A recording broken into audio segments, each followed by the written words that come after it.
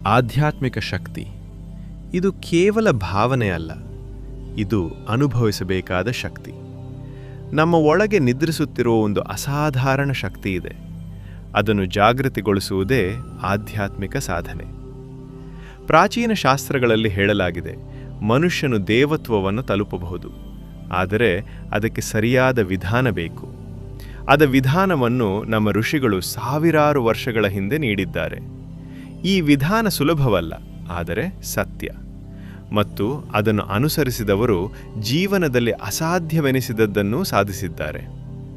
ಮೊದಲ ಹಂತ, ಮೌನ ಮತ್ತು ಮನಸ್ಸಿನ ನಿಯಂತ್ರಣ.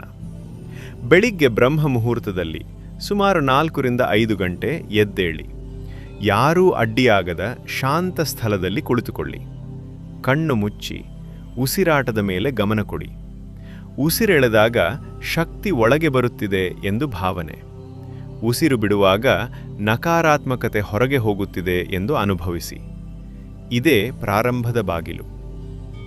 ಎರಡನೇ ಹಂತ, ಮಂತ್ರಶಕ್ತಿ. ಮಂತ್ರಗಳು ಕೇವಲ ಪದಗಳಲ್ಲ, ಅವು ಸ್ಪಂದನೆ. ಈ ಸ್ಪಂದನೆ ನಿಮ್ಮ ಆತ್ಮದ ಜೊತೆ ಸೇರಿ ಅದ್ಭುತ ಶಕ್ತಿಯನ್ನು ಹುಟ್ಟಿಸುತ್ತದೆ. ಆದರೆ ಇಲ್ಲಿ ಒಂದು ರಹಸ್ಯ ಇದೆ. ಎಲ್ಲ ಮಂತ್ರಗಳೂ ಕೆಲಸ ಮಾಡುವುದಿಲ್ಲ. ಸರಿಯಾದ ಭಾವನೆ, ಶುದ್ಧ ಮನಸ್ಸು ಇದ್ದಾಗ ಮಾತ್ರ ಅದು ಜಾಗೃತಿಯಾಗುತ್ತದೆ. ಇಲ್ಲಿ ಒಂದು ಪ್ರಬಲ ಮತ್ತು ಅಪರೂಪದ ಮಂತ್ರವನ್ನು ಹೇಳುತ್ತೇನೆ. ಇದು ಸಾಮಾನ್ಯವಾಗಿ ಎಲ್ಲರಿಗೂ ಗೊತ್ತಿಲ್ಲ. ಓಂ ಹ್ರೀಂ ಕ್ಷೌಂ ಆದ್ಯ ಶಕ್ತಯೈ ನಮಃ. ಓಂ ವಜ್ರಕಾಯೇ ಮಹಾಬಲಾಯ ಸ್ವಾಹ. ಈ ಮಂತ್ರವನ್ನು 108 ಬಾರಿ ಜಪಿಸಿ. ಆದರೆ ಒಂದು ನಿಯಮ ಇದೆ. ಜಪಿಸುವಾಗ ನಿಮ್ಮ ಮನಸ್ಸಿನಲ್ಲಿ ಯಾವ ಭಯ, ಸಂಶಯ ಇರಬಾರ್ದು. ಇಲ್ಲವಾದರೆ ಮಂತ್ರದ ಶಕ್ತಿ ಕೆಲಸ ಮಾಡೋದಿಲ್ಲ. ಮೂರನೇ ಹಂತ, ದೇಹ ಮತ್ತು ಆತ್ಮದ ಶುದ್ಧೀಕರಣ. ನೀವು ತಿನ್ನುವ ಆಹಾರ, ನೀವು ಮಾತನಾಡುವ ಮಾತುಗಳು, ನಿಮ್ಮ ಆಲೋಚನೆಗಳು ಇವೆಲ್ಲವೂ ನಿಮ್ಮ ಶಕ್ತಿಯನ್ನು ನೇರವಾಗಿ ಪ್ರಭಾವಿಸುತ್ತವೆ. ಸಾತ್ವಿಕ ಆಹಾರ ಸೇವಿಸಿ. ಸುಳ್ಳು ಮಾತು, ಕೆಟ್ಟ ಅಭ್ಯಾಸಗಳನ್ನು ನಿಧಾನವಾಗಿ ಬಿಟ್ಬಿಡಿ. ಏಕೆಂದರೆ ಆಧ್ಯಾತ್ಮಿಕ ಶಕ್ತಿ ಶುದ್ಧ ಮನಸ್ಸಿನಲ್ಲಿ ಮಾತ್ರ ನೆಲೆಸುತ್ತದೆ. 4ನೇ ಹಂತ, ಧ್ಯಾನದಲ್ಲಿ ದಿವ್ಯ ದರ್ಶನ. ಧ್ಯಾನ ಮಾಡುವಾಗ ನಿಮ್ಮ ಕಣ್ಣುಗಳ ಮುಂದೆ ಒಂದು ಪ್ರಕಾಶಮಾನ ಬೆಳಕು ಕಾಣಿಸಿಕೊಂಡರೆ ಅಥವಾ ದೇಹದಲ್ಲಿ ಕಂಪನವಾಗಿದ್ದರೆ ಹೆದರಬೇಡಿ. ಅದು ನಿಮ್ಮೊಳಗಿನ ಶಕ್ತಿ ಜಾಗೃತವಾಗುತ್ತಿರುವ ಸಂಕೇತ.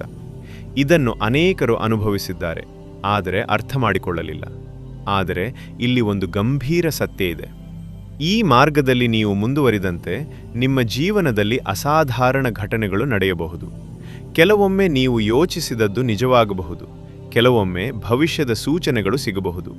ಇದು ಭ್ರಮೆ ಅಲ್ಲ, ಇದು ಆಧ್ಯಾತ್ಮಿಕ ಶಕ್ತಿಯ ಪ್ರಾರಂಭ. ಕೊನೆಯದಾಗಿ ಒಂದು ಗುಪ್ತ ಮಂತ್ರ, ಓಂ ಐಂ ಹ್ರೀಂ ಶ್ರೌಂ ಪರಬ್ರಹ್ಮಣೇ ಪ್ರಕಾಶಾತ್ಮನೇ ನಮಃ. ಈ ಮಂತ್ರವನ್ನು 21 ದಿನಗಳ ಕಾಲ ನಿರಂತರವಾಗಿ ಜಪಿಸಿದರೆ ನಿಮ್ಮೊಳಗಿನ ಶಕ್ತಿ ನಿಧಾನವಾಗಿ ಬದಲಾವಣೆ ತರಲು ಪ್ರಾರಂಭಿಸುತ್ತದೆ. ನಿಮ್ಮ ಮನಸ್ಸು ತೀವ್ರವಾಗಿ ಸ್ಪಷ್ಟವಾಗುತ್ತದೆ, ಮರವಾಗಿ ಸ್ಪಷ್ಟವಾಗುತ್ತದೆ, ಮತ್ತು ನಿಮ್ಮ ಆತ್ಮವು ಒಂದು ಹೊಸ ಲೋಕವನ್ನು ಅನುಭವಿಸಲು ಪ್ರಾರಂಭಿಸುತ್ತದೆ. ಆದರೆ ನೆನಪಿಟ್ಟುಕೊಳ್ಳಿ, ಈ ಶಕ್ತಿ ಆಟವಲ್ಲ. ಇದನ್ನು ಗೌರವದಿಂದ, ಶ್ರದ್ಧೆಯಿಂದ ಬಳಸಬೇಕು.